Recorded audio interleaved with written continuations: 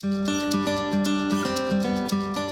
faisait déjà quelques années, on avait le sentiment un petit peu de stagner et on sentait qu'on avait le potentiel d'aller plus loin, mais j'avais pas les outils en fin de compte pour transformer la structure entre artisans et PME, on va dire, quoi.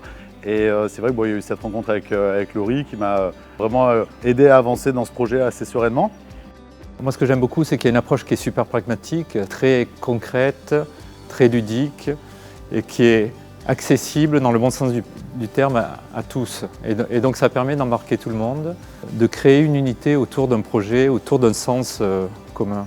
Parce que les gens vivent l'expérience à travers les outils, à travers des ateliers très ludiques.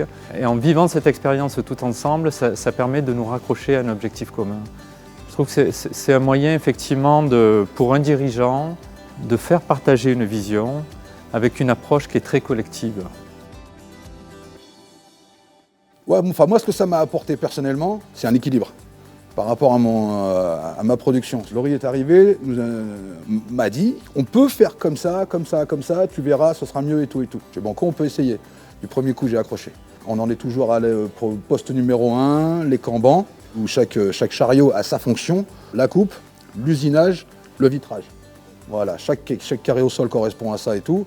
Tout est à sa place. Et quand on s'en va le soir, tout est à sa place. La configuration actuelle, qui est très bien et que je pense qu'on va garder pendant des années, c'est cette logique qui nous l'a apporté. Voilà. Avant, on avait une logique d'occupation de nos ressources internes. Alors qu'aujourd'hui, on a remis le client et ça passe par des choses très simples, le planning. Aujourd'hui, la clé d'entrée, c'est les projets, donc les clients. Comment on sert ces projets et à quelle vitesse on avance sur ces projets et quelles sont les étapes importantes à passer step by step. Et donc on a plutôt ce regard qui est focalisé aujourd'hui sur le client et moins sur nos ressources internes. Et on voit que tout ça fait que les choses déroulent plus facilement, avec beaucoup plus d'optimisation. Et cette approche-là, avec des outils très visuels, qui permettent du premier coup d'œil de se rendre compte de si on est bon, si on n'est pas bon, si on a trop de stock ou pas assez, si on a dépassé une limite ou pas. Dans notre gestion quotidienne des opérations, c'est super impactant en fait, c'est super impactant, ça nous aide beaucoup.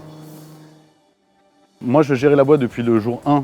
Donc forcément, il y avait certains automatismes. On connaît tous les clients, on a l'habitude, on connaît les stocks. Tout était dans ma tête, mais en fait, j'étais l'homme clé de l'entreprise, quoi.